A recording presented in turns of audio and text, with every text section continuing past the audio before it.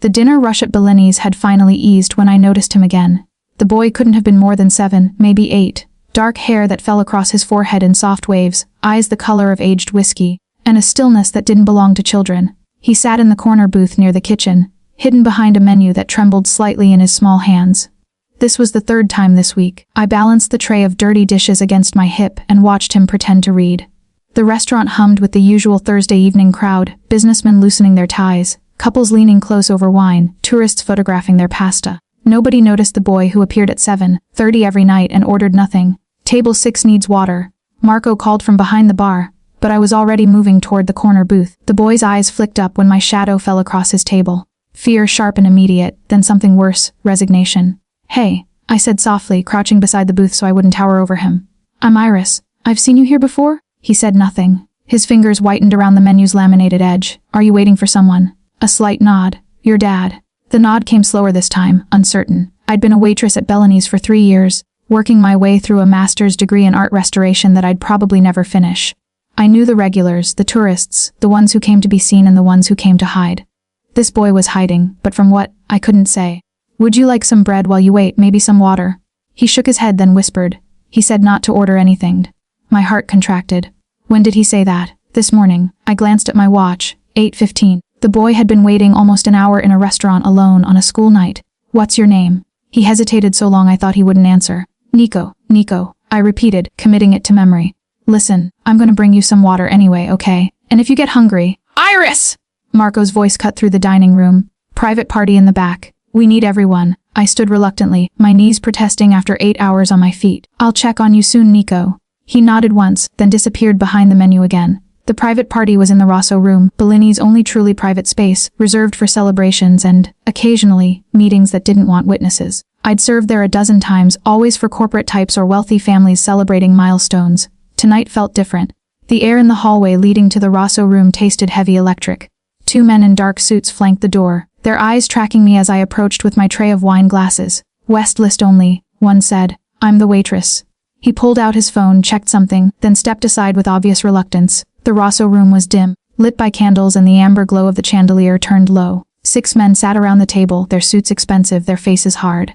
Conversation died when I entered, all except one man who sat at the head of the table with his back to me. His voice continued low and precise, finishing whatever point he'd been making. The others listened with an attention that bordered on fear. "And if anyone thinks loyalty is negotiable," he said, "I invite them to test that theory." Silence. Then one of the men at the table cleared his throat. "Understood, Don Salvatore." Don, the word hung in my mind, dangerous and archaic. I'd heard it before, whispered in the kitchen when certain customers came in. The kind of customers who paid in cash, who never waited for tables, whose reservations appeared in the book without anyone remembering who'd made them. I set down the wine glasses with hands that suddenly felt clumsy. The man at the head of the table, Don Salvatore, still hadn't turned around, but I felt his awareness of me like heat against my skin. "Will you be ordering dinner?" I asked, my voice steady despite the way my pulse hammered. "No." His voice carried the weight of absolute authority. "Leave the wine, we won't need anything else." I should have left. Should have backed out of that room and forgotten everything I'd heard. Instead, I heard myself say, "There's a boy in the dining room. Nico, he's been waiting for over an hour." The effect was instantaneous. Every man at the table tensed. The one called Don Salvatore went absolutely still, and that stillness was more terrifying than any movement could have been. Slowly, he turned. I'd seen handsome men before. I'd served movie stars and models, athletes and trust fund heirs. None of them had prepared me for Salvatore Marchetti. He was perhaps 35, with features carved from something darker and more permanent than flesh. Sharp jaw, high cheekbones, a mouth that looked like it had forgotten how to smile. But his eyes, those whiskey-colored eyes that matched Nico's exactly, held an intelligence that felt predatory. "You know my son's name." It wasn't a question. He told me. Something flickered across his face, too quick to identify. "And what else did he tell you?" "Nothing. He's just sitting there alone waiting for you." The other men exchanged glances.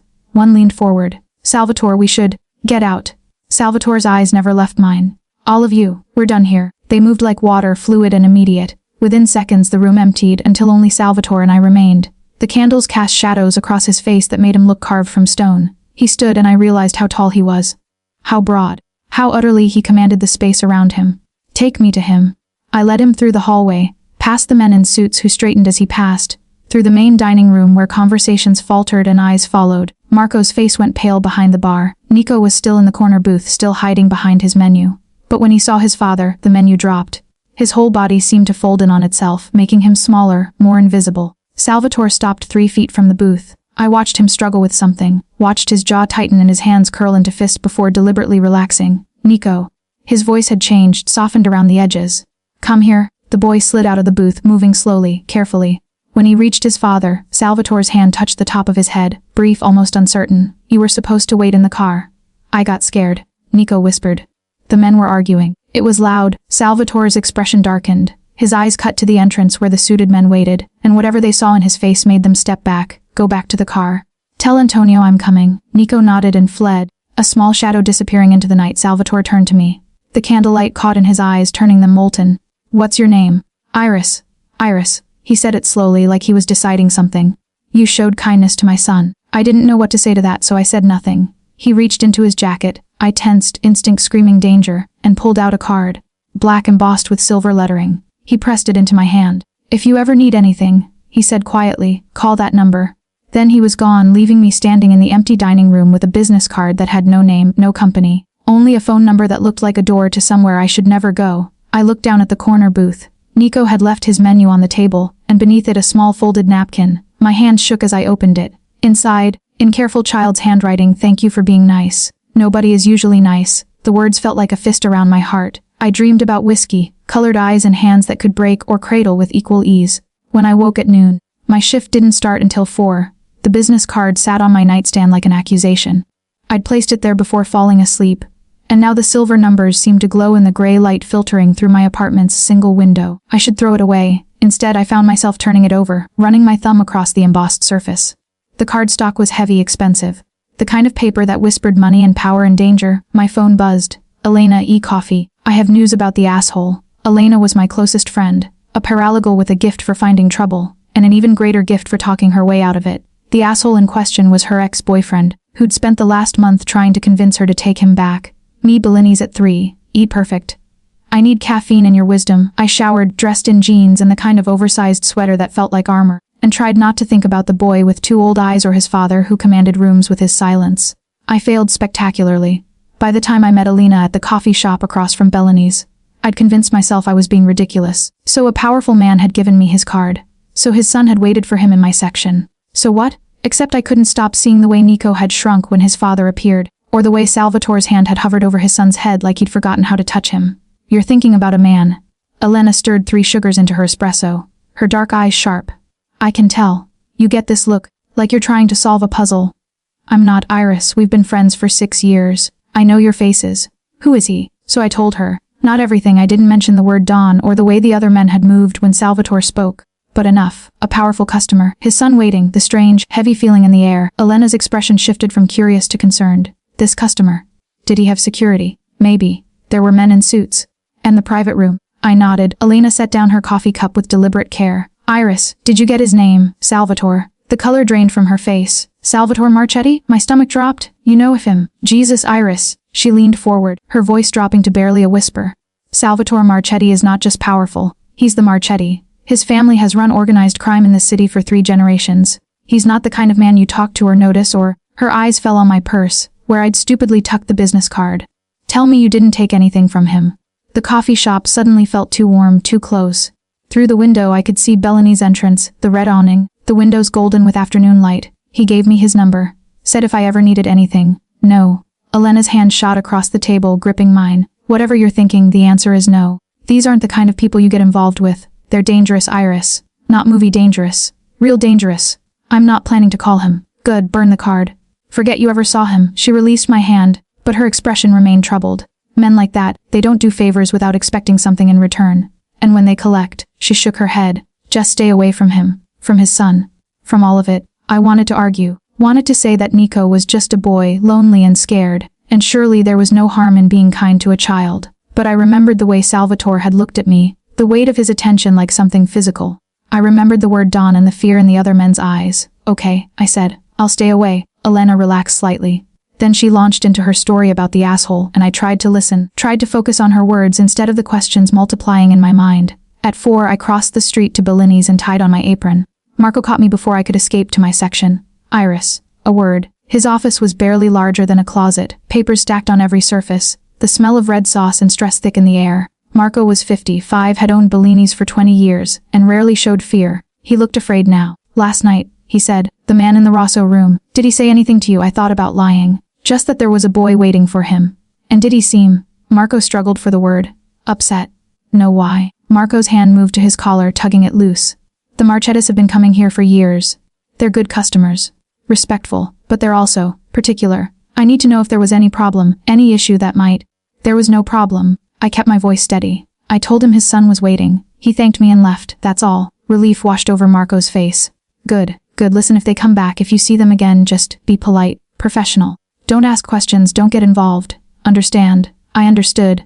I understood that everyone in this restaurant knew exactly who Salvatore Marchetti was and what he represented. I understood that I'd stumbled into something far beyond a father and son, far beyond kindness to a lonely child. I should have been terrified. Instead, I felt a pull, dark and insistent, like gravity. My shift passed in a blur of orders and small talk. Table 7 wanted their steak rare, Table 12 sent back the wine twice, Table 3 left a $50 tip on a $30 check normal. Ordinary. Except I kept looking at the corner booth, expecting to see Nico there with his menu shield and 2 sad eyes. The booth stayed empty. At 9, when the dinner rush finally subsided, I stepped outside for air. The night was cold, sharp with the promise of autumn becoming winter. I pulled my jacket tight and breathed in the city smell of exhaust and rain and 1,000 lives pressed together. A black car idled at the curb. I wouldn't have noticed it except for the way it sat there, engine running, windows tinted dark. As I watched, the back door opened. Salvatore Marchetti stepped out. He was dressed differently tonight, a charcoal suit that probably cost more than my annual salary. No tie, the top button of his shirt undone. He looked at me across the 20 feet of sidewalk, and I felt that look everywhere. "Iris." My name in his voice sounded like a promise and a threat. "I was hoping you'd come out." "Why?" He moved toward me, unhurried, each step precise. "Because I have a question, and I think you're the only one who can answer it honestly." He stopped just outside my personal space, close enough that I could smell him. Expensive cologne layered over something darker, more primal. "My son," he said quietly. "He's been hiding in your restaurant for 3 nights. Why didn't anyone tell me?" The question hung between us, sharp with accusation and something else. Something that almost sounded like pain. "I didn't know he was your son until last night. But you knew something was wrong." I met his eyes, those whiskey depths that seemed to see straight through me. "Yes." "Why didn't you call someone?" "Social services, the police." "Because he asked me not to order anything." "Because he was waiting for you." "Because—" I stopped, unsure how to explain the instinct that had kept me from making that call. "Because sometimes kids just need someone to see them, even if they can't ask for help." Salvatore's expression shifted, a crack appearing in that perfect control. "He told you I said not to order anything." "This morning," he said. "I've barely seen him this week." The admission came out rough, jagged. "His nanny brings him to activities, makes sure he's fed, puts him to bed." I thought. He stopped, jaw tight. I thought he was fine. The vulnerability in those words hit me harder than any threat could have. "He's not fine," I said gently. "He's lonely and scared, maybe. Or maybe of what being your son means." Salvatore's eyes closed briefly. When they opened, the vulnerability was gone, replaced by something harder, more dangerous. "I shouldn't have come here." He stepped back, creating distance. "Thank you for your kindness to Nico. It won't be necessary again." He turned to leave. "Wait." The word escaped before I could stop it. He paused, looking back. "The card you gave me. What did you mean when you said if I ever needed anything?" A smile touched his lips, sharp and humorless. "I meant that I pay my debts, Iris. You showed kindness to my son when no one else did. That matters. I don't want anything from you. Everyone wants something." He studied me for a long moment. "But maybe you're different. Maybe that's why Nico chose your section to hide in." He slid back into the car, and I watched the taillights disappear into traffic, carrying away the man who commanded fear and somehow couldn't comfort his own son. I stood on the sidewalk, cold seeping through my jacket, and knew with absolute certainty that Alina's warning had come too late. I was already involved. The next night, Nico didn't come to the restaurant. Neither did Salvatore. I told myself I was relieved. Told myself that their absence meant whatever strange current had pulled me into their orbit had released me.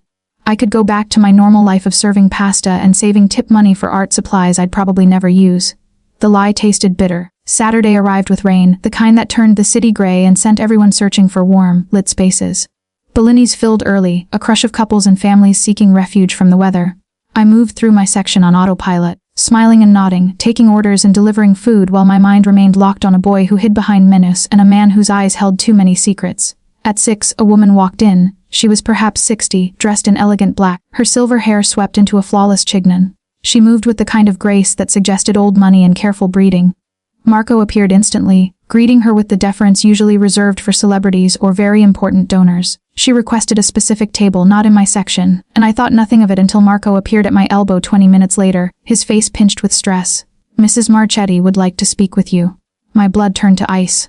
What? The woman in table 14. She asked for you specifically. Marco's fingers drummed against his thigh, a nervous tell. Whatever she wants, just be respectful. And for God's sake, don't upset her. I walked to table 14 like I was walking to an execution. Mrs. Marchetti sat alone, a cup of espresso steaming before her. She looked up as I approached, and I saw where Salvatore had gotten his sharp cheekbones, the elegant bone structure. But her eyes were darker, harder, containing depths that made me want to step back. Iris. She gestured to the chair across from her. Please, sit. I'm working. I've spoken with your manager. Sit. I sat. She studied me for a long moment, her gaze cataloging every detail. I felt stripped bare under that inspection, every flaw and strength noted and filed away. You met my grandson, she said finally. Nico. Yes. And my son. Yes. Nico has spoken of you. He says you were kind to him. Her lips curved, but the smile held no warmth. Kindness is rare in our world. It makes me curious about the person offering it. I didn't know what to say to that, so I said nothing. Mrs. Marchetti sipped her espresso, taking her time. I've been managing certain aspects of my son's life since his wife died 2 years ago. Nico's mother, did he tell you about her? We barely spoke.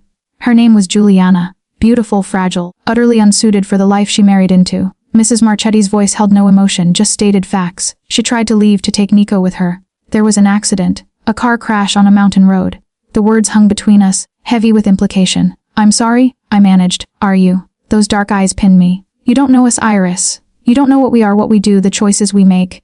Yet here you sit, involved in something you cannot possibly understand. I'm not involved. I was just kind to a child. Kindness is involvement, especially when it draws my son's attention. She set down her espresso cup with precise care. Salvatore has been different since his wife died. Distant, cold, devoted entirely to business and duty. He barely sees Nico, barely acknowledges him beyond ensuring the boy has everything money can provide. I thought of Nico's note. Nobody is usually nice. Last night, Mrs. Marchetti continued. My son came to me asking about the nanny, about Nico's routine, about what the boy does when he's not in school. Questions he's never asked before. Because of you. Because you made him see what he'd been refusing to acknowledge. I didn't mean. I know what you meant. I also know what you've become, whether you intended it or not. She reached into her purse and withdrew a photograph, sliding it across the table. My hands shook as I picked it up. The photograph showed Nico, younger, maybe 5 years old. He sat on a woman's lap, his mother, I assumed. She was stunning with dark hair and delicate features, her smile bright and genuine.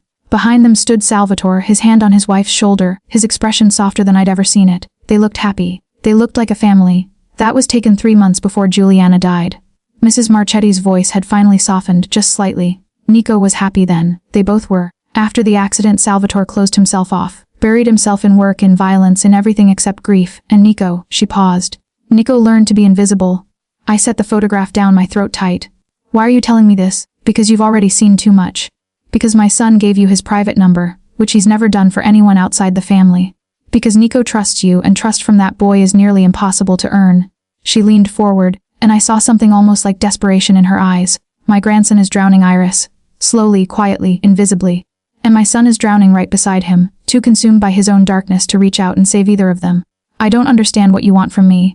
I want you to be careful. I want you to understand that once you're entangled with this family, extraction is nearly impossible. But I also want, she stopped, struggling with something. I want someone to see them. Both of them. Not the Don and his heir, not the legend and the burden. Just a father and son who've forgotten how to reach each other.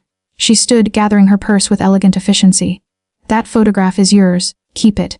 Remember who they were before tragedy hollowed them out. Mrs. Marchetti, Chiara. She placed a hand on my shoulder, brief and surprisingly warm. If you're going to be part of this family story, you might as well know my name.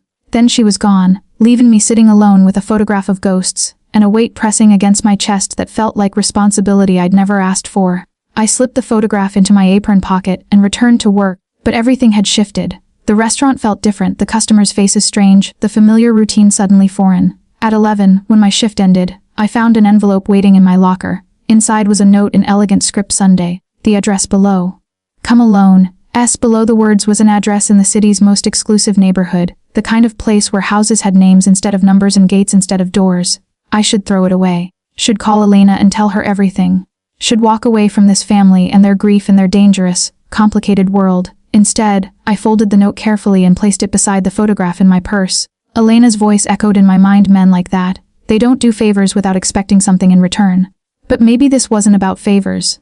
Maybe this was about a boy who needed to be seen and a father who'd forgotten how to look. Maybe this was about being human in a world that demanded you be anything but. I walked home through rain-slicked streets, the photograph burning in my pocket like evidence of something I couldn't name. Sunday, 3 p.m., I already knew I'd go. The Marchetti estate sat behind iron gates and ancient oak trees, a sprawling mansion built from gray stone and secrets. I stood at the gate at 20:58 p.m., my finger hovering over the call button, every rational thought screaming at me to turn around. Elena didn't know I was here. No one did. If something happened, if I disappeared behind these gates, who would even notice? The gates swung open before I could touch the button. I walked up the curved driveway, gravel crunching beneath my practical flats. The mansion loomed larger with each step, 3 stories of Gothic architecture and leaded glass windows that watched me approach like eyes. Gardens stretched to either side, immaculately maintained despite the autumn chill, roses still blooming in defiance of the season. The front door opened as I reached it. Salvatore stood in the doorway, dressed casually, if a black cashmere sweater and tailored pants could be called casual. He looked different here, less the dangerous Don and more just a man standing in his home. But his eyes held the same intensity, that focus that made me feel like the only person in the world. "You came," he said, and I heard the surprise beneath the words. "You invited me. I wasn't certain you would." He stepped aside, gesturing into the house. "Thank you." I crossed the threshold into another world. The interior was a study in contrasts, classical architecture housing modern art, antique furniture beside contemporary sculptures.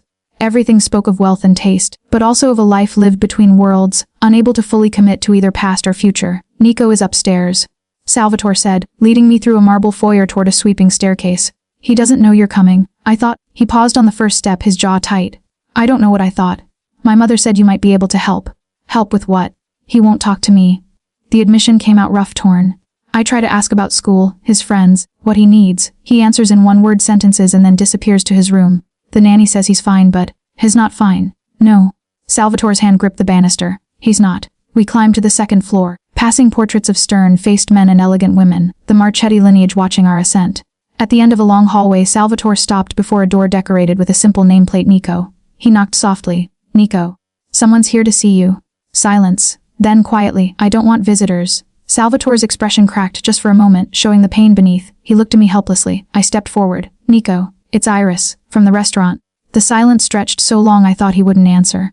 Then the door opened slowly, and Nico's face appeared in the gap. His whiskey-colored eyes widened with recognition and something that might have been hope. "You came," he whispered, echoing his father's words. "I did. Can I come in?" He glanced at his father, something unreadable passing between them, then opened the door wider. Nico's room was enormous, filled with toys that looked barely touched, shelves of books still crisp with newness, a desk with expensive art supplies arranged with military precision. It should have been a child's paradise. Instead, it felt like a museum, everything perfect and nothing lived in, except for one corner. In the far corner, behind the bed, a small space had been claimed. A blanket fort, held up by chairs, filled with pillows and a reading light. Through the opening, I could see drawings taped to the makeshift walls, a collection of books with worn spines, a stuffed rabbit with one ear missing. "That's where you really live," I said softly. Nico nodded, moving toward his refuge. "It's quieter there. Smaller. Less lonely." His eyes met mine, and I saw the truth in them. No, still lonely. Just safer. Behind me, I heard Salvatore's sharp intake of breath. I crouched down to Nico's level. "Can I see your drawings?" He hesitated, then disappeared into the fort. When he emerged, he held a stack of papers, their edges bent from handling. He handed them to me with the careful reverence of offering something precious. The drawings were remarkable. Dark, certainly, shadows and sharp lines dominated, but skillful. One showed a boy standing in a window, looking out at a sky filled with storm clouds. Another depicted a massive tree with roots that became hands, reaching, grasping. A third showed 2 figures, one large and one small, separated by a wall of thorns. "These are incredible," I said truthfully. "Did you take art classes? YouTube videos?" His voice was barely audible. "I wanted to take classes, but what?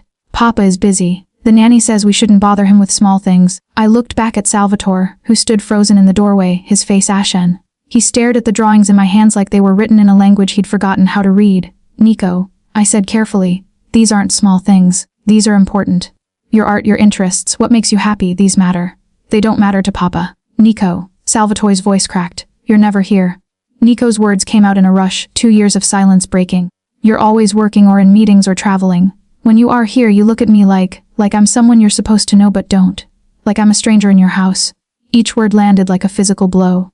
Salvatore moved into the room, his usual grace abandoned, his hands reaching out and then falling back, unsure where to land. I thought. He stopped, started again. After your mother died, I thought if I worked harder, built a safer world for you, gave you everything you could possibly need. I needed you. Nico's voice broke. I needed my papa, not the Don. Not the man everyone's afraid of. Just you. Salvatore dropped to his knees in front of his son, and I watched this powerful, dangerous man crumble. His hands shook as they reached for Nico, finally making contact, pulling the boy against his chest. I'm sorry, he whispered into his son's hair. God, Nico, I'm so sorry. I thought if I stayed away, if I kept you separate from the darkness, but I was wrong. I left you alone with it instead. Nico's small arms wrapped around his father's neck, and they held each other while 7-year-old tears soaked into expensive cashmere. I stood quietly, an intruder in this moment of breaking and rebuilding. I should leave, give them privacy. But Salvatore's eyes found mine over his son's shoulder, and what I saw there made my breath catch. Gratitude, yes, but also something else. Something intense and complicated and directed entirely at me. Stay, he said. Just that one word, rough with emotion. So I stayed while father and son really talked for the first time in 2 years. Stayed while Nico showed his father every drawing, every book, every small piece of himself he'd kept hidden. Stayed while Salvatore promised art classes and weekend outings and presents, precious presents. At 6, Salvatore ordered dinner. Not from staff, but from his own kitchen. The three of us eating pasta at the massive dining room table, while Nico chattered about school and friends and a teacher he particularly liked. The boy I'd met in the restaurant, silent and scared, had disappeared, replaced by someone brighter, lighter. Still grieving, still healing, but no longer drowning. At 8, after Nico had fallen asleep on the couch between us, Salvatore carried his son upstairs. I waited in the foyer, studying the portraits on the walls, the weight of family history pressing down. When Salvatore returned, he looked exhausted, and younger somehow. More human. Thank you, he said. Who's enough? You don't owe me anything. No, I owe you everything. He moved closer, and I felt the air charge. You gave me back my son. You walked into a world you don't understand, with people you should fear, because a child needed kindness. That, he stopped, jaw tight. That takes courage I'm not sure I understand. Or stupidity. A hint of a smile touched his lips, perhaps both. We stood in the foyer, the space between us humming with something I couldn't name. I should leave, should walk out that door and never come back. Instead, I asked, why did you really invite me here? His smile faded. Because Nico asked me to. Because I wanted to understand what you saw in him that I'd been blind to. And because I wanted to see you again. The confession hung between us, dangerous and electric. Salvatore, don't. His hand reached out, his fingers barely brushing my cheek. Don't tell me this is a mistake. Don't tell me to stay away. I already know all the reasons this shouldn't happen. But standing here watching you give my son back his voice. He stepped back, creating distance that felt like tearing. Go home, Iris. Before I do something neither of us can take back. I should have run. Instead, I said, what if I don't want to take it back? His control shattered. For just a moment, I saw everything, the desire, the loneliness, the hunger for something real in a world built on illusions. Then the walls slammed back up, and he was the Don again, untouchable and remote. You don't know what you're saying. What being close to me means. Then tell me. Means danger. It means living in shadows, always looking over your shoulder. It means blood and violence and choices that stain your soul. His voice had gone harsh, brutal. I'm not a good man, Iris. I've done things that would make you run screaming. I've killed. He stopped, jaw clenched. I've killed to protect my family, my territory, my son, and I do it again without hesitation. I'm not asking you to be good. I'm asking you to be honest. This is honest. This is me stripped bare. A man who destroys what threatens him, who built an empire on fear and blood, who couldn't save his wife and almost lost his son. He moved closer, invading my space, using his size and presence to intimidate. Still want to stay. I should say no, should turn and walk out that door. Instead, I reached up and touched his face, feeling the razor edge of his jaw, the tension thrumming through him. You're also a man who listened to a waitress about his son. Who got on his knees and apologized. Who ordered pasta from his own kitchen because that's what felt right. I held his gaze. You're not just the darkness, Salvatore. You're what you choose to do with it. His hand covered mine, pressing my palm against his cheek. His eyes closed, and I watched him struggle with something internal, some war between what he wanted and what he knew was wise. When his eyes opened, the war was over. I'll take you home, he said quietly. And tomorrow you'll go back to your normal life. But tonight, his thumb traced my palm. Tonight, let me pretend that someone like you could exist in my world without being destroyed by it. The car ride home was silent, charged with everything unsaid. When we pulled up to my building, Salvatore walked me to my door like this was a normal date, like he was a normal man. At my threshold, he stopped. If you're wise, you'll forget tonight. Forget me, forget Nico, forget all of this. And if I'm not wise, his smile was sharp, dangerous. Then call me.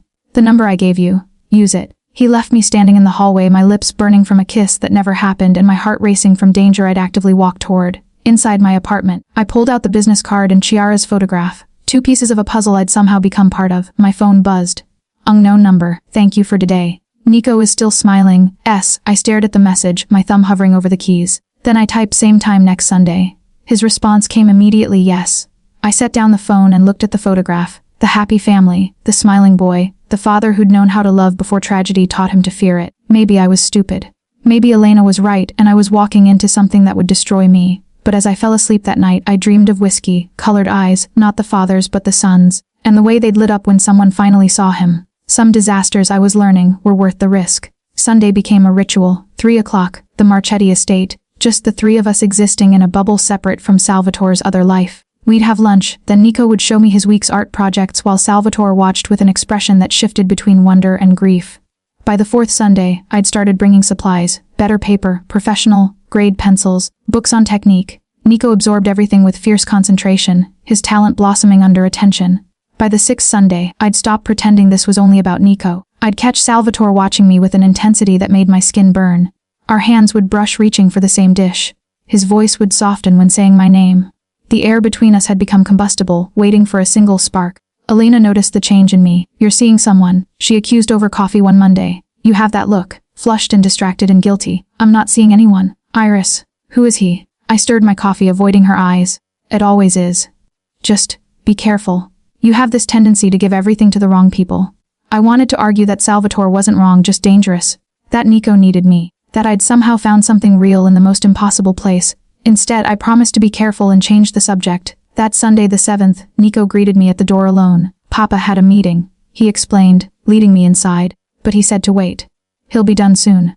I followed Nico to the library, where he'd set up his art supplies with the careful precision he'd inherited from his father. We worked on perspective drawing, his tongue caught between his teeth in concentration when raised voices filtered through the walls. Salvatore's voice, sharp and commanding. Then another man's, angry and accusatory. Nico's pencil froze. The light that had been growing in him over the past weeks dimmed. It's okay, I said quietly, though my heart hammered. Your father is just working. He's always just working. Nico set down his pencil. It was nice, for a while. When he was here. When he remembered me. He hasn't forgotten. The library door burst open. Salvatore stood in the doorway, his expression thunderous. Behind him I glimpsed 2 men in suits, one with blood on his collar. Before he shut the door firmly, Nico, upstairs now. The boy moved instantly, conditioned by a lifetime of obeying that tone. But at the door he paused. Papa, now Nico. After his son disappeared, Salvatore moved to the window, his back rigid. I watched him struggle for control, watched his hands curl into fists and then force themselves open. You should go, he said finally. What happened? Nothing that concerns you, Salvatore. He spun around, and I stepped back instinctively. This was the Don, the man others feared. His eyes were cold, his jaw tight, violence simmering beneath the surface. You don't belong here, he said harshly. I've let this go on too long. These Sundays, this illusion that you could exist in my world, it was a fantasy. One I should have ended weeks ago. His words struck like physical blows. You're pushing me away because of whatever just happened. I'm pushing you away because keeping you here puts you at risk. Today one of my men betrayed me. Sold information to a rival family. That betrayal nearly cost the life of someone I trust. His voice had gone flat, emotionless. This is my reality. Iris. Violence and betrayal and blood, and it will touch everyone close to me, including you, especially you. I knew what you were when I started coming here. Knowing and experiencing are different things. He moved closer, using his size to intimidate. Do you want to know what I did to the traitor? What I'll do to anyone who threatens what's mine? Are you trying to scare me?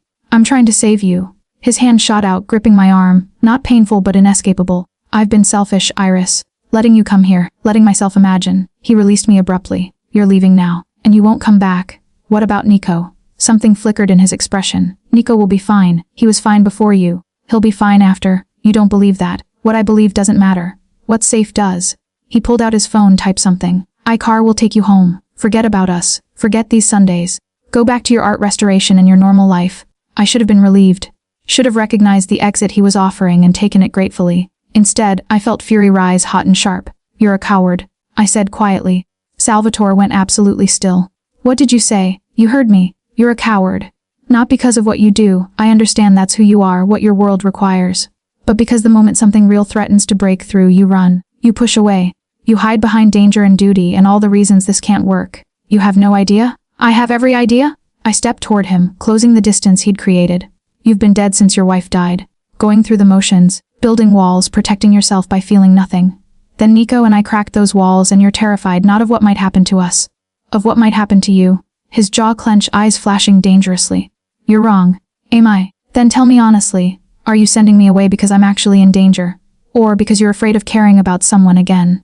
The silence stretched taut between us. Through the walls I could hear activity, men moving, voices speaking in rapid Italian, the business of violence and empire continuing. Both, Salvatore said finally, his voice raw. I'm sending you away because you're in danger and because I'm afraid. Satisfied. The admission hung between us, honest and horrible.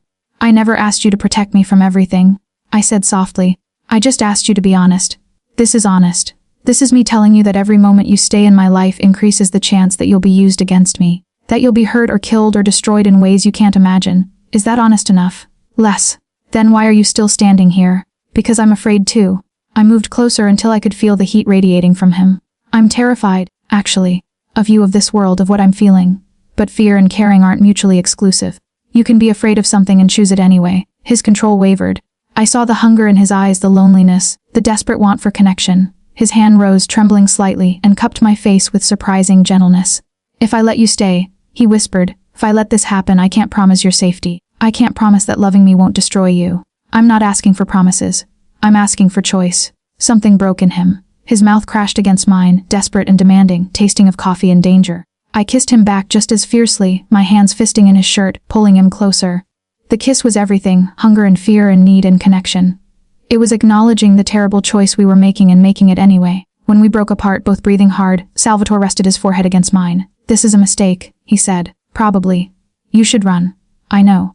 Iris, the library door opened. One of the suited men appeared, his expression carefully neutral despite the violence I could read in his bruised knuckles. Don Salvatore. The situation requires your attention. Salvatore's expression shifted instantly, becoming the man his empire needed, but his hand lingered on my face for one more moment, his thumb tracing my cheekbone. Wait for me, he said quietly. Please. Then he was gone, leaving me alone in the library with my racing heart and the taste of him still on my lips. I sank into one of the leather chairs, my hands shaking. What had I just done? What was I doing? An hour later I heard footsteps. Nico appeared in the doorway, his eyes red-rimmed. Is Papa sending you away? He asked, his voice small. I don't know. Please don't go. He moved closer, his small hands gripping my sleeve. You made him remember. You made him see me again. If you leave, Nico, he'll go back to being empty, and I'll go back to being invisible.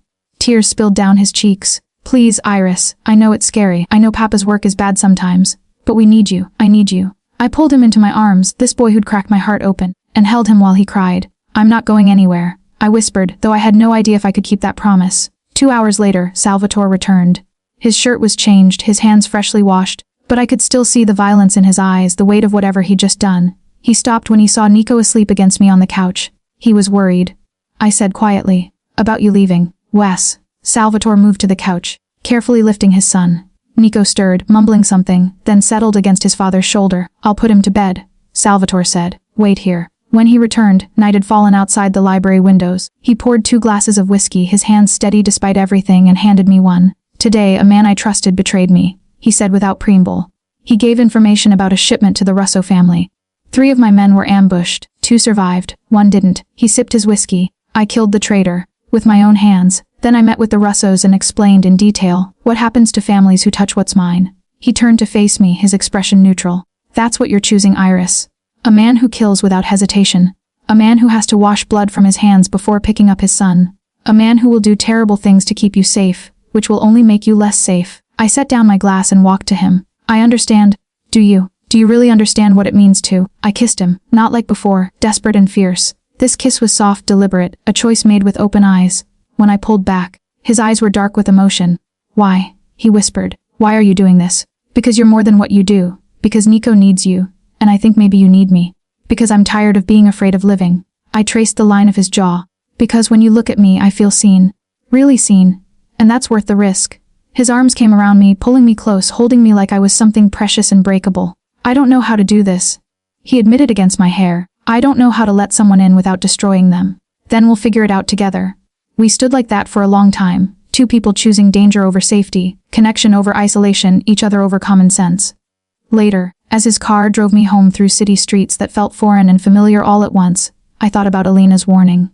About how men like Salvatore don't do favors without expecting something in return. But this wasn't a favor.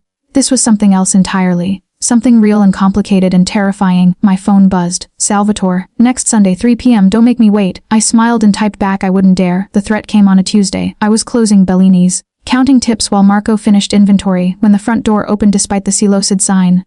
2 men walked in, not Salvatore's men.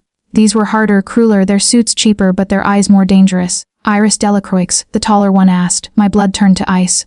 The restaurant is closed. We're not here to eat. He moved closer and I saw the gun outline beneath his jacket. Someone wants to meet you.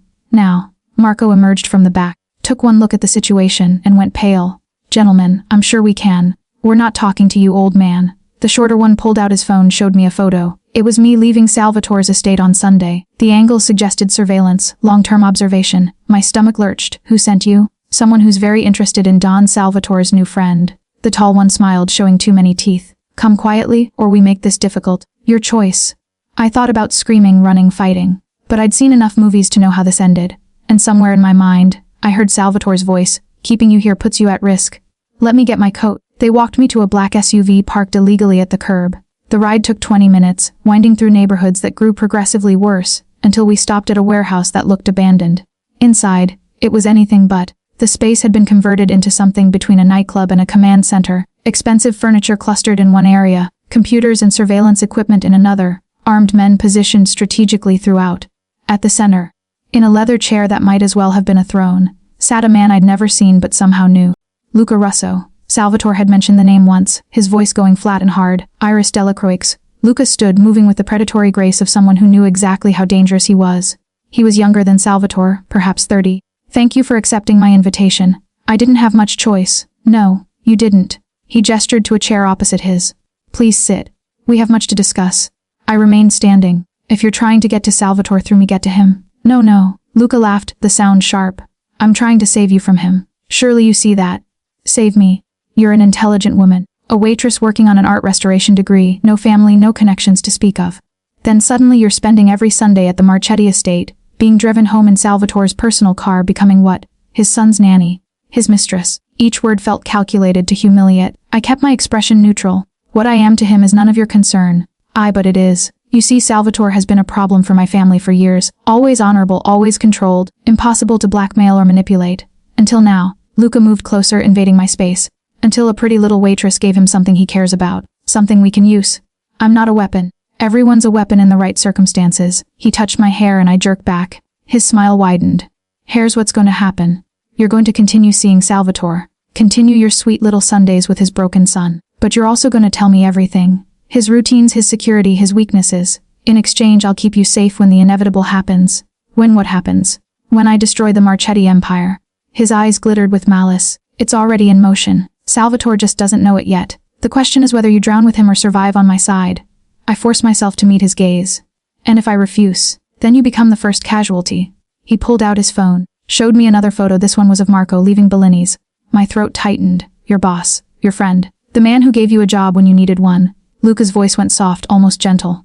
If you refuse to cooperate, he dies slowly, painfully, with you watching. Then maybe I move on to your friend Elena.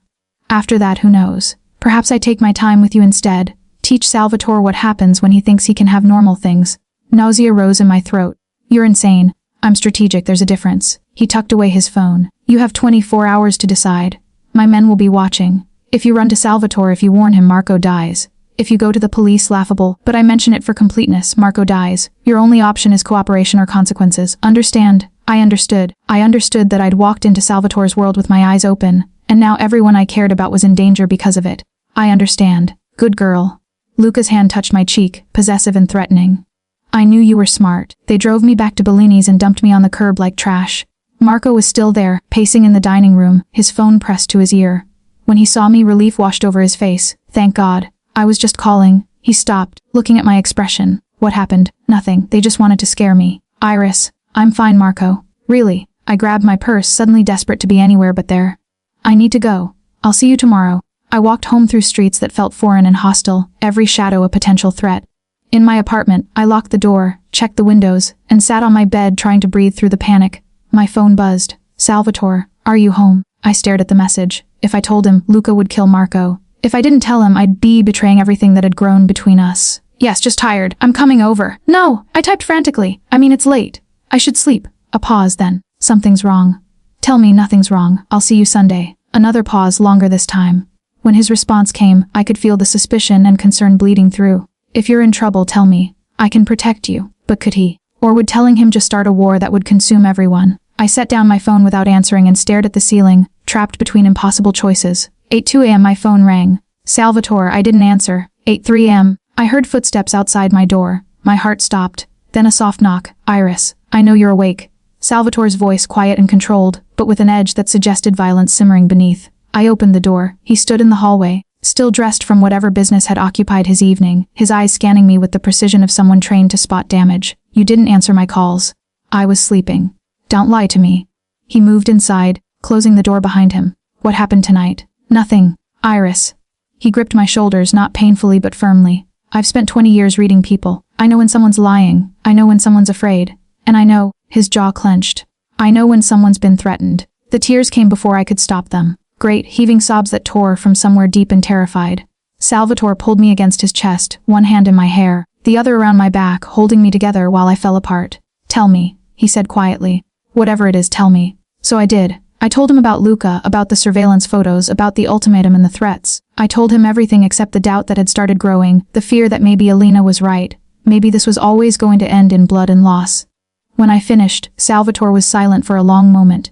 Then he pulled back, his hands framing my face, his eyes burning with something terrible and beautiful. Listen to me carefully, he said. Luca Russo is dead. He just doesn't know it yet. You can't, if you start a war. The war started when he touched what's mine. His thumb traced my cheekbone. And you are mine, Iris. You became mine the moment you showed kindness to my son. The moment you looked at me and saw something worth saving. I didn't ask for that, didn't want it. But it's true nonetheless. People will die. People were already going to die. Luke has been planning a move against my family for months. This just accelerates the timeline. His expression went cold, calculating, and gives me motivation to make an example that will echo through every family in this city. I don't want Marco hurt. Or Alina. Or, they won't be. I'll have protection on both of them by sunrise. Luca won't get within 100 yards of anyone you care about. He kissed my forehead, gentle despite the violence in his eyes. You should have called me immediately. He said he'd kill Marco if I warned you. And you believed him. Shouldn't I have? Salvatore's smile was sharp, dangerous. Luca's always been more talk than action. It's why his father still runs the Russo family despite Luca's ambitions. He makes threats but lacks the stomach for real violence. His hands tightened on my face. I, however, do not. The certainty in his voice should have terrified me. Instead, I felt something loosen in my chest. I wasn't alone in this. Wasn't facing these impossible choices by myself. What happens now? I whispered. Now you pack a bag. You're coming to stay at the estate until this is handled. I have work, call in sick, or quit. I'll compensate whatever you lose. His tone left no room for argument. You're not staying here alone while Luca's men are watching. It's not safe. And your house is. My house is a fortress. With security that would make the Secret Service jealous. He released me, pulling out his phone. I'm calling for a car. 5 minutes to pack essentials. I should have argued. Should have insisted on maintaining some independence. Instead, I grabbed a bag and started throwing in clothes while Salvatore made calls in rapid Italian, his voice sharp with command. 10 minutes later, we were in his car, speeding through pre-dawn streets toward the estate. Salvatore held my hand the entire drive, his thumb tracing circles on my palm, a gesture of comfort that felt shockingly intimate from a man who killed without hesitation. I'm sorry, he said finally. I should have seen this coming. Should have protected you better. You couldn't have known. I should have. His jaw was tight. The moment I let you into my life, you became a target. I knew that. Did it anyway because I was selfish. Because I wanted. He stopped, struggling with the words. Because I wanted something real for the first time in years, and I didn't care about the cost. Neither did I. You should have. His eyes met mine, dark with regret and determination. But it's too late now. You're in this, and the only way out is through. Through violence and blood and choices that would stain us both. I squeezed his hand and looked out at the city lightening with dawn, wondering if I'd recognize myself when this was over. The Marchetti estate transformed overnight into something between a fortress and a prison. I woke in a guest room 3 times the size of my apartment. Sunlight streaming through windows protected by bulletproof glass I hadn't noticed before. Through the door, I heard voices, men speaking in low tones, the efficiency of people who knew violence intimately. Salvatore had left a note on the nightstand meetings until noon. Stay in the house. We'll talk after. I showered, dressed in yesterday's clothes, and ventured downstairs to find Nico eating breakfast under the watchful eye of a woman I'd never seen. She was perhaps 40, built like a dancer, with eyes that tracked me with professional assessment. Iris, Nico's face lit up. Papa said you're staying with us for a while. Because of bad men. The woman's expression tightened almost imperceptibly. For a little while. I agreed, sliding into the chair beside him. How was school this week? He launched into a story about his art class, and I let his chatter wash over me while studying the woman. She stood by the kitchen entrance, hands clasped behind her back, posture military straight. I'm Iris, I said when Nico paused for breath. You are, Sofia. I handle security for the estate. Her accent was faint Italian mixed with something Eastern European. Don Salvatore has asked me to ensure your safety during your stay. Unjuror monitor.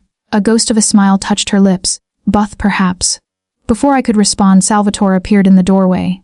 He'd changed since last night, now wearing a charcoal suit that made him look like he'd stepped from a boardroom rather than a world of blood. But I saw the tension in his shoulders, the shadows under his eyes. Nico, Sofia will take you to school. But Iris just got here. School Nico. Now. The boy's face fell, but he obeyed, gathering his backpack with the resigned efficiency of someone used to being dismissed. Sofia followed him out, leaving Salvatore and me alone in the massive kitchen. You look exhausted, I said. I've been making arrangements. He poured coffee with mechanical precision. Marco has 2 of my men watching him. Elena has one discreet enough that she won't notice unless she looks for it. Bellini's has additional security. Your apartment is being monitored. What kind of arrangements? His jaw tightened. The kind that will end this quickly. Salvatore. Luca called me this morning. Claimed he wanted to negotiate, to avoid bloodshed. Salvatore's smile was sharp, humorless. He thinks I'm weak because I've allowed myself to care about something again. He's wrong. I moved closer, reading the violence in his eyes, the cold calculation. What did you tell him? That we'd meet. Neutral ground, tomorrow night. To discuss terms. He set down his coffee cup. It's a trap, of course, his and mine. The question is who springs first. Is that why I'm here? So Luca can't use me during your meeting. Partially. His hand cupped my cheek. Also because I can't focus on ending him while worrying if you're safe. This way you're behind walls and guards and security systems. You're protected. I'm also a prisoner. A temporary one. His thumb traced my lower lip. When this is over, when Luca is handled, you'll have your freedom back. Your life back. Will I? I pulled away, sudden anger rising. Or will there just be another Luca? Another threat? Another reason I need to hide behind your walls? Salvatore's expression hardened. Is that what you think? That I'm using this as an excuse to control you?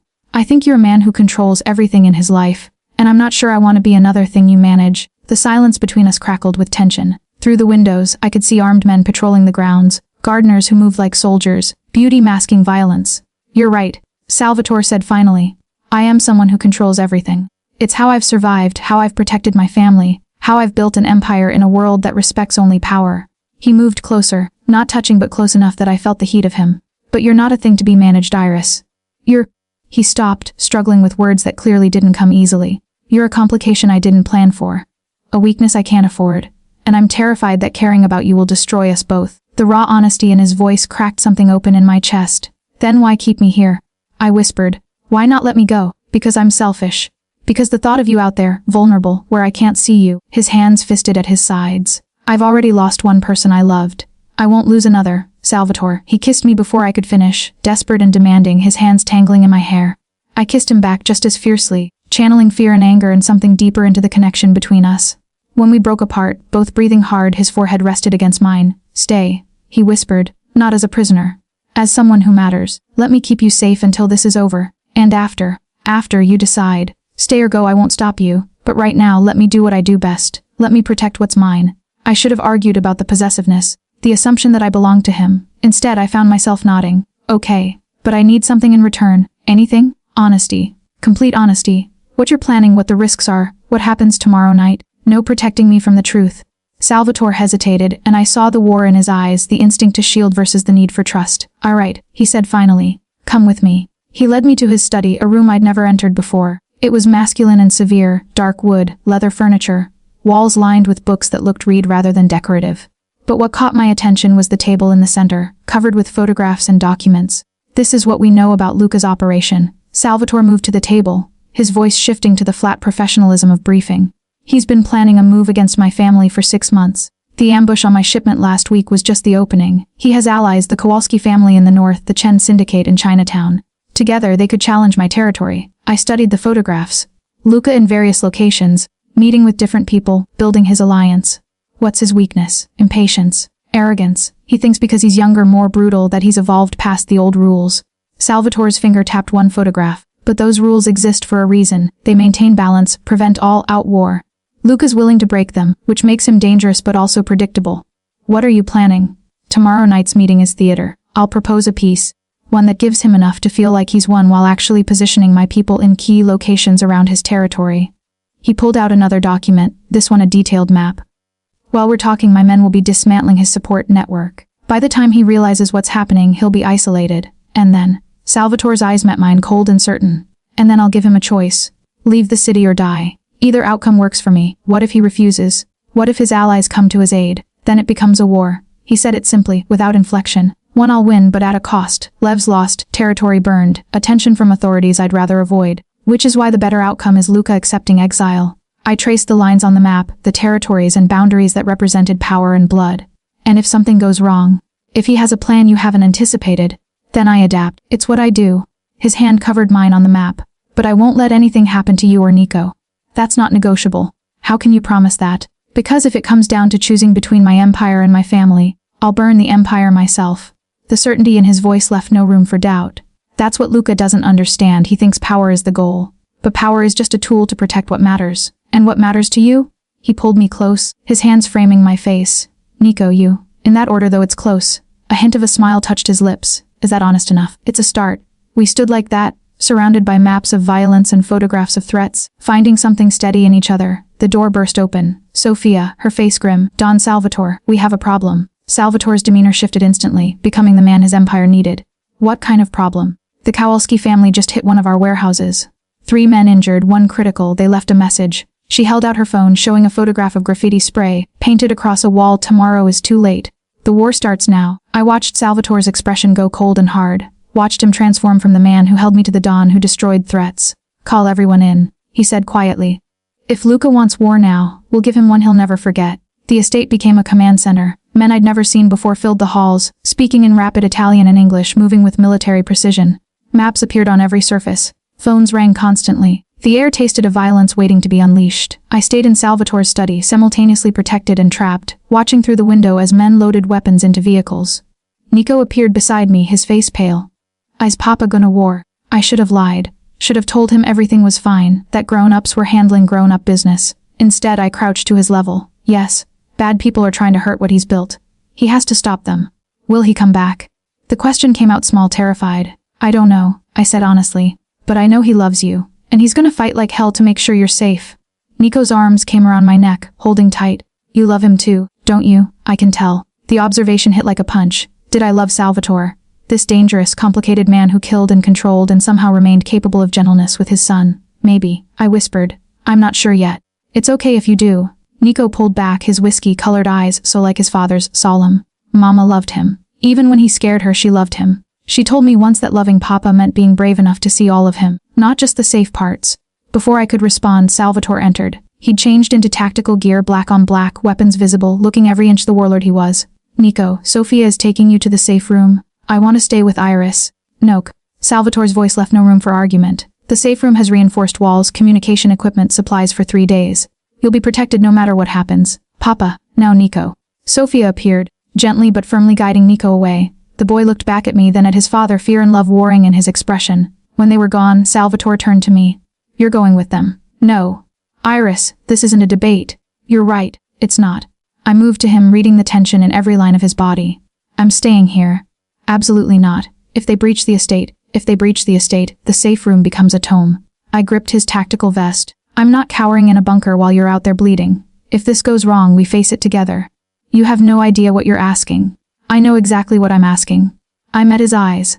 I'm asking to stand with you, not behind you, not hidden away with you. Something shifted in his expression. You could die. So could you. That's the point. I pressed my hand over his heart, feeling it hammer. You said I'm yours. Well, you're mine too. And I don't abandon what's mine. A sound escaped him, half laugh, half groan. His hands came up to frame my face, and he kissed me like it might be the last time. Deep and desperate and full of things we hadn't said. If anything happens to you, he whispered against my lips. If you get hurt because of my choices, then we both survive with the scars. Together. I pulled back. What do you need me to do? He studied me for a long moment, then made a decision. Sofia. She appeared instantly. Don Salvatore. Show her how to use it. If anyone gets through that door who isn't us, she shoots first and asks questions never. Sofia's eyebrows rose, but she nodded. Understood. 20 minutes later, I held a Glock 19 compact, surprisingly heavy loaded. Sofia had walked me through the basics with professional efficiency, her instructions clear and emotionless. Point. Don't aim fancy like in movies. 2 hands. Squeeze the trigger, don't pull. 3 shots minimum. Center mass. She demonstrated, her movements fluid. If someone gets close, you empty the clip. Understand. I understood. I understood that I'd crossed a line, that holding this weapon meant accepting the violence that came with Salvatore's world. The first attack came at 8 p.m. 3 cars rammed through the front gate, armed men pouring out. Salvatore's security met them with overwhelming force, disciplined, deadly, efficient. Through the study window, I watched muzzle flashes light up the dusk, heard the crack of gunfire, saw men fall. Salvatore stood in the center of it, directing his forces with hand signals and sharp commands. A general in his element, he moved like violence itself, precise, controlled, beautiful in a terrible way. One of Luca's men broke through the line, sprinting toward the house. Salvatore intercepted him, and I watched them fight with brutal efficiency. No movie dramatics, no prolonged struggle. Just violence, quick, decisive, final. When it ended, 6 of Luca's men lay dead or dying. 2 of Salvatore's men were wounded but would survive. The cars burned, sending black smoke into the darkening sky. Salvatore returned to the study, blood on his hands, not his own. His eyes found mine immediately, assessing for damage, for fear, for regret. "Are you okay?" he asked, his voice rough. "I should be asking you that. I'm used to it." He moved to the bathroom attached to the study, washing blood from his hands with practiced efficiency. That was just the opening. Luca wanted to test our defenses, see how quickly we respond. The real attack will come later. How much later? Hours, maybe less. He dried his hands, then pulled out his phone. "I need to make calls. Coordinate with my people across the city. This isn't just about the estate. Luca will be hitting multiple targets, trying to overwhelm our response." I watched him work, his voice sharp and commanding as he issued orders in Italian and English. He was magnificent like this, completely in control, every decision precise, every movement purposeful. At midnight, the second wave hit. This time they came from 3 directions. More men, better equipped, coordinated. The gunfire was deafening, the flashes of explosions bright against the windows. Salvatore moved through the house like a predator, weapon in hand, his men following his lead. I stayed in the study with Sofia, my gun raised, every nerve screaming. Then I heard it, footsteps in the hallway outside the study. Too quiet, too careful to be Salvatore's men. Sofia heard it too. She moved to the door, her weapon raised, her posture battle, ready. The door exploded inward. Sofia went down, blood blooming across her shoulder. 2 men entered, Luca's. I recognized one from the photographs. They raised their weapons. I fired. The Glock kicked harder than I expected, the sound deafening in the enclosed space. My first shot went wide. My second caught one man in the chest. My third, fourth, fifth. I lost count, just squeezed the trigger like Sofia had taught me until the slide locked back empty. Both men were down. One dead, one gasping, his blood spreading across expensive carpet. Sofia pushed herself upright. Her left arm useless but her right still holding her weapon. She put 2 shots into the wounded man's head with mechanical precision. "Good," she said through gritted teeth. "You didn't freeze." I stared at the bodies, at the blood, at my hands that had just taken a life. Nausea rose sharp and immediate. "Don't think about it," Sofia commanded. "Not now. Think about it later when you're safe. Right now, reload." She tossed me a spare magazine. My hand shook as I ejected the empty and slammed in the fresh one. The movements clumsy but functional. Salvatore burst through the door, his eyes wild. They landed on Sofia's wound, then on the bodies, then on me. "Iris. I'm okay." My voice came out steadier than I felt. "They came through the door." Sofia's hit. He moved to Sofia first, assessing her wound with practiced efficiency. "Through and through, live. Get to medical." She nodded and stumbled out. Then Salvatore turned to me, his hands gripping my shoulders. "Did you?" "Less." The word barely made it out. "I killed him." Sofia finished the other one, but I shot him first. His expression cracked, showing something raw underneath. "I'm sorry." "God, Iris, I'm so sorry you had to." "Don't." I gripped his vest. "Don't apologize. You told me what this world was. I chose to stay." My voice broke. "Is it over?" "Not yet." He pulled me close, his hand in my hair. "But we're winning. Luca's forces are fracturing. My men have taken 3 of his key locations. He's desperate now, which makes him even more dangerous, but..." An explosion rocked the house. Salvatore pulled me down as plaster rained from the ceiling. Through the broken windows, I saw fire blooming from the estate's east wing. They brought RPGs. Salvatore's voice was grim. "They're trying to burn us out." He pulled out his phone, barked orders. Then he looked at me, and I saw the decision forming. "You need to go to the safe room now." "This isn't..." "No. Iris, I already killed tonight. I already crossed that line." I met his eyes. "I'm not leaving you." For a moment, he looked like he might argue. Then he nodded sharply. "Stay behind me. Do exactly what I say when I say it. Understand? Less." He handed me his backup weapon, a smaller pistol, easier to handle. "If we get separated, you find Nico and you run. There's a tunnel in the safe room that leads to the garage. Keys are in the black Mercedes. You take him and you drive until you're far away from here. Salvatore, promise me. Whatever happens to me, you get my son to safety." The weight of that request settled over me like a shroud. "I promise." He kissed me once, hard and fast. Then he was moving, leading me through smoke and chaos, his men rallying around him as we made our way to the safe room. We found it breached. The reinforced door hung open, torn apart by explosives. Inside, furniture was overturned, equipment destroyed. and in the center of the room, surrounded by 3 of his men, stood Luca Russo. He held Nico. The boy's face was tear-streaked. Terrified, a gun pressed to his temple. My heart stopped. Salvatore. Luca's voice was triumphant, manic. I was hoping you'd join us. We were just discussing the terms of your surrender. Salvatore went absolutely still. That predatory stillness that preceded violence. But his voice came out calm, controlled. Let him go, Luca. This is between us. No, this is about power. About showing this city that the great Salvatore Marchetti can be broken like anyone else.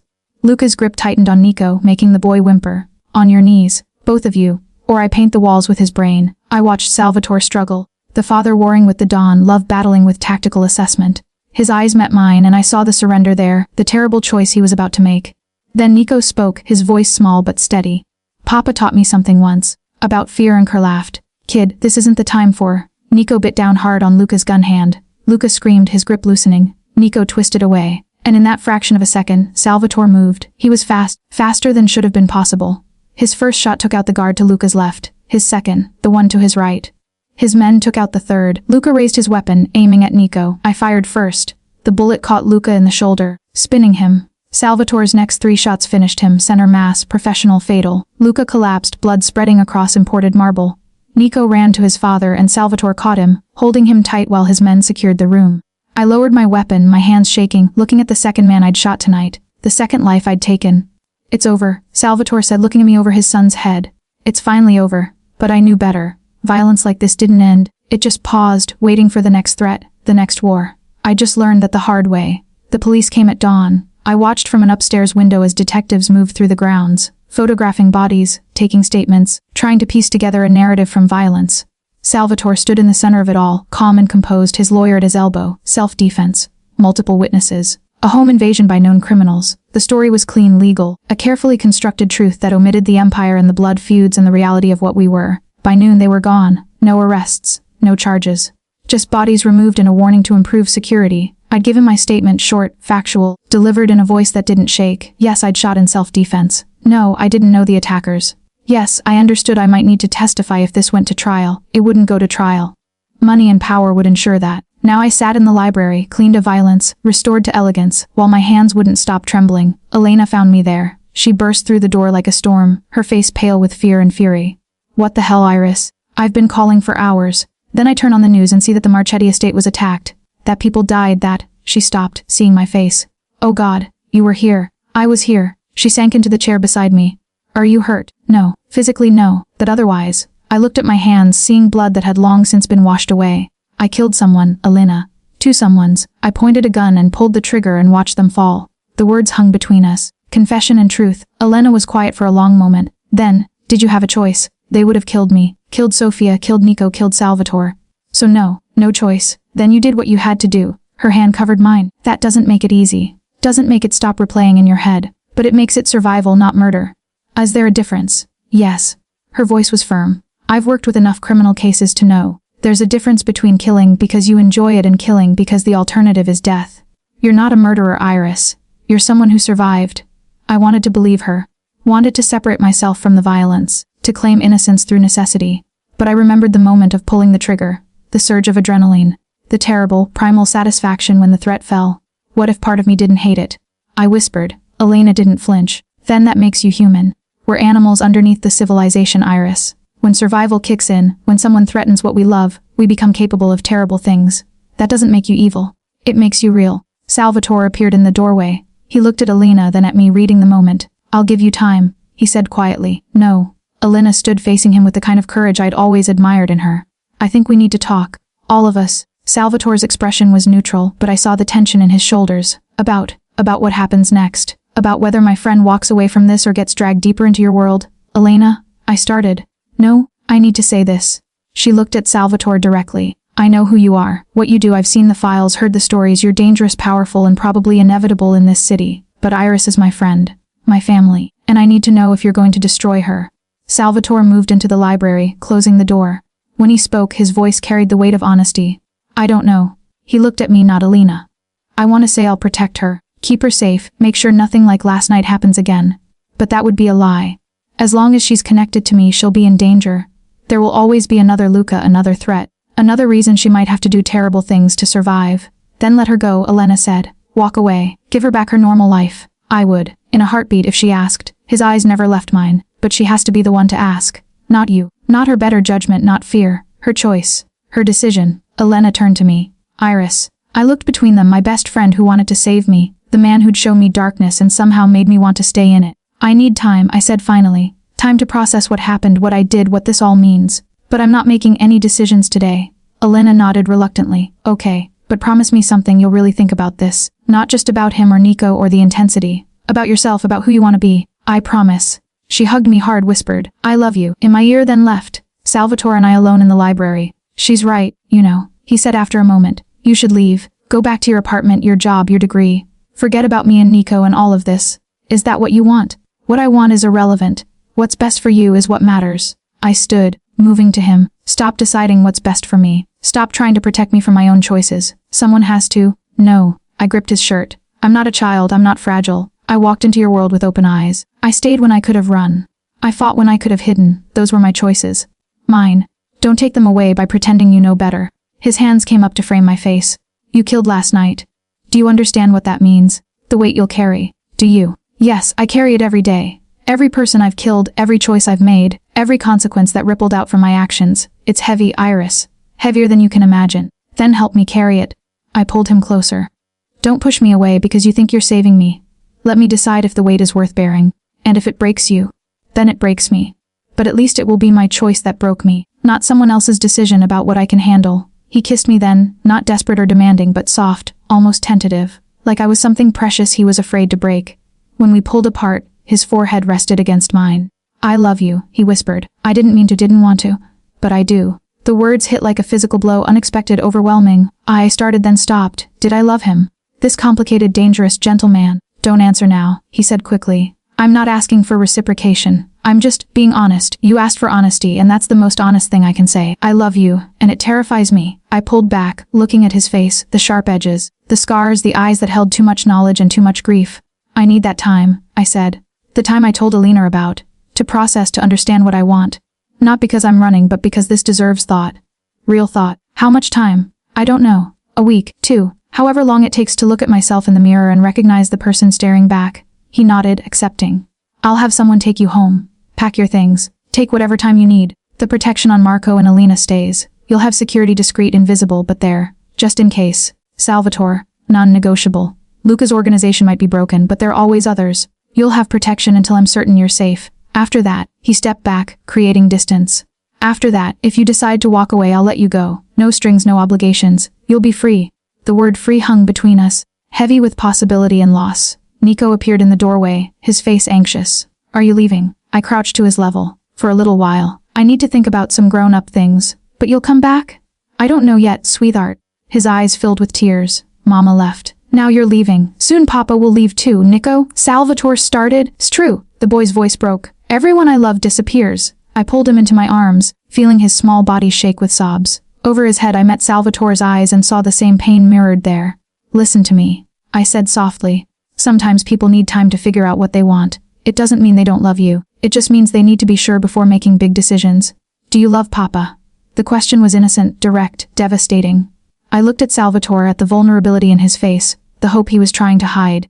I think I do, I admitted. But thinking and knowing are different things. And this us, what we could be, it's too important to get wrong. Nico pulled back, wiping his eyes. Okay. But promise you'll really think about it. Promise you won't just run away because you're scared. I promise. He hugged me one more time, then went to his father. Salvatore lifted him easily, holding him close. 2 weeks. I said, looking at them both. Give me 2 weeks. Then I'll have an answer. Salvatore nodded. 2 weeks. I'll be waiting. My apartment felt foreign. I'd been gone only days, but it felt like years. The familiar walls, the secondhand furniture, the half-finished canvas in the corner, all of it belonged to a different Iris. One who hadn't killed, hadn't loved a dangerous man, hadn't chosen to walk into violence with open eyes. I spent the first 3 days sleeping. Deep, dreamless sleep that felt like hiding. The next 4 days, I threw myself into work at Bellini's, taking extra shifts, staying busy. Marco watched me with concerned eyes but didn't push. He knew what had happened, had given his own statement to police. We existed in careful silence, both processing trauma in our own ways. Elena came over on day 8, armed with wine and determination. Talk to me, she demanded. Rarely talk, not the surface stuff, the deep stuff. So I told her everything. The fear and the adrenaline and the terrible moment of pulling the trigger. The way Salvatore looked at his son, the weight of Chiara's expectations, the feeling of being pulled into a world I didn't fully understand. The question is simple, Elena said when I finished. Can you live with who you became that night? And can you live with becoming more of that person if you stay with him? I don't know. Then figure it out. Because from what I can see, you have two options: walk away and always wonder what if, or stay and accept every consequence that comes with loving him. That night, alone in my apartment, I pulled out Chiara's photograph. The happy family, the life before tragedy. I studied Juliana's face, delicate, smiling, unaware of the future that would take her. Even when he scared her, she loved him, Nico had said. Loving Papa meant being brave enough to see all of him, not just the safe parts. Could I do that? Could I love all of Salvatore, the killer and the father, the Don and the man who whispered I love you with terrified honesty? On day 12 I went back to the estate. Security recognized me immediately, waving me through the now repaired gates. The grounds looked perfect again, no sign of violence or fire. Money had erased the evidence, but I knew the scars remained underneath. Salvatore was in his study, surrounded by papers, looking exhausted. He glanced up when I entered, and I watched hope and fear war in his expression. You still have 2 days, he said. I know, but I made my decision. He stood slowly, like he was afraid sudden movement might break something precious. And I moved to him, studying his face. The sharp edges, the tired eyes, the mouth that could order death or whisper tenderness. I love you, I said. Not think, not maybe. I love you. The dangerous parts and the gentle parts and everything in between. His breath caught. Iris, let me finish. I placed my hand over his heart, feeling it race. I love you, and that terrifies me. Because loving you means accepting violence as part of my life. It means carrying the weight of what I did that night, and possibly doing it again. It means watching you leave for meetings I know might turn deadly. It means raising Nico in a world of shadows, then lock away, he whispered. Save yourself. I'm not done. I held his gaze. It also means having something real, something honest, someone who sees me completely and doesn't flinch. It means giving Nico a stable presence, showing him that love doesn't always leave. It means building something meaningful in the spaces between the darkness. You're staying.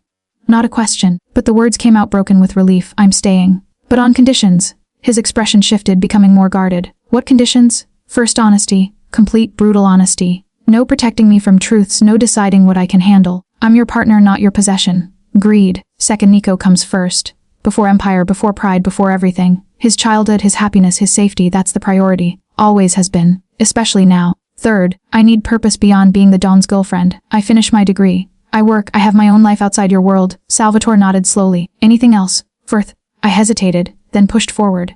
You teach me, really teach me. About your world, its rules, its dangers. If I'm gonna survive in it, I need to understand it completely. He studied me for a long moment. That last one, that's not a small ask. Learning my world means being part of it. Truly part of it. Are you sure? No, but I'm choosing it anyway. A smile touched his lips, genuine, warm, transforming his face. You're either very brave or completely insane. Probably both. He pulled me close, his arms wrapping around me like I was something he'd thought he'd lost. I felt him tremble just slightly, the control cracking to show the man underneath. I don't deserve you. He whispered into my hair. Probably not, but that's not how love works. We stood like that for a long time, two people choosing each other despite every reason not to, building something in the wreckage. Footsteps in the hallway. Nico appeared, then froze when he saw us. Iris. His voice was small, hopeful. I pulled back from Salvatore, crouching to Nico's level. Hey, sweetheart, I came back. For how long? For good, if you'll have me. His face lit up, transforming from the scared boy I'd first met to someone younger, lighter. He launched himself at me, his small arms wrapping tight around my neck. I knew you'd come back, he whispered. I knew you were brave enough. Over his head, I met Salvatore's eyes. I saw everything there: gratitude, love, fear, hope. A future written in questions and choices. That evening, the three of us had dinner in the kitchen, not the formal dining room, but the lived-in space where normal families ate. Nico chattered about school and art and a friend who'd invited him to a birthday party. Salvatore listened with full attention, asking questions, making his son laugh. This, I thought, this was what I'd chosen. Not the violence or the danger, but these moments of ordinary in the midst of extraordinary. After Nico went to bed, Salvatore took me to the garden.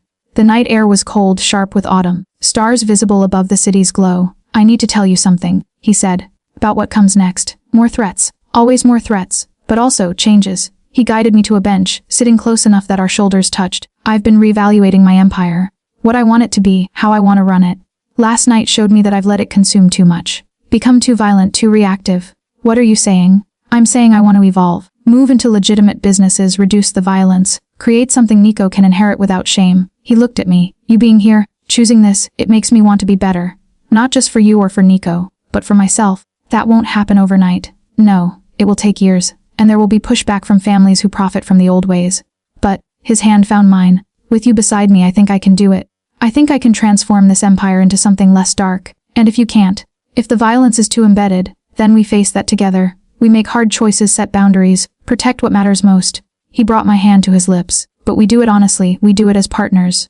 I leaned against him, looking up at stars that seemed impossibly distant and close all at once. I'm scared, I admitted, of what I might become, of what loving you might cost.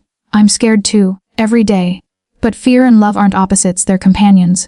And I'd rather be scared with you than safe without you.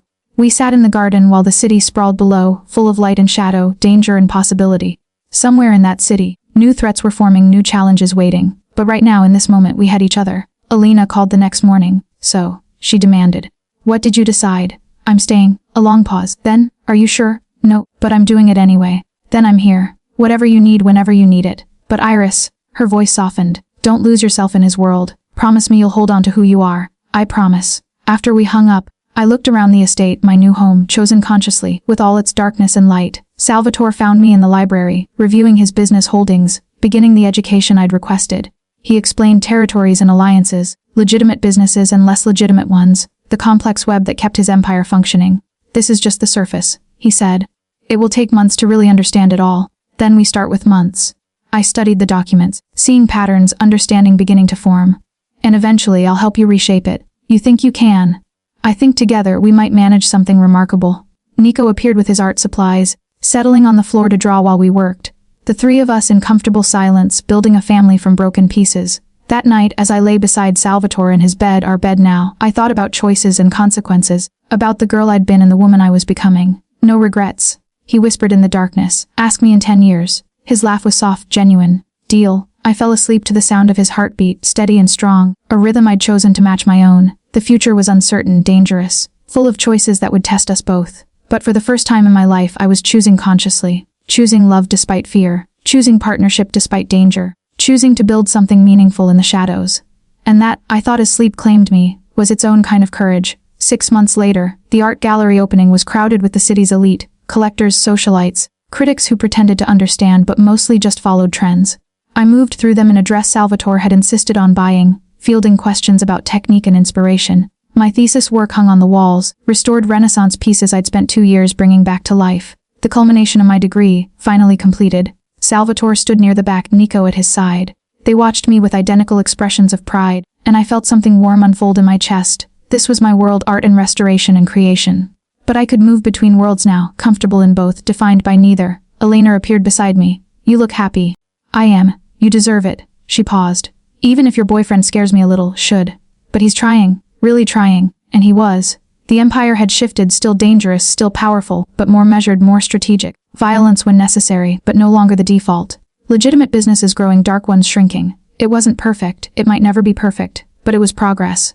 After the gallery closed, the three of us went for gelato, a normal family doing normal things. Nico talked about his upcoming art show at school, his excitement infectious. Salvatore listened with full attention, his hand finding mine under the table. Thank you, he said quietly while Nico was distracted by his dessert. For what? For choosing this, for choosing us.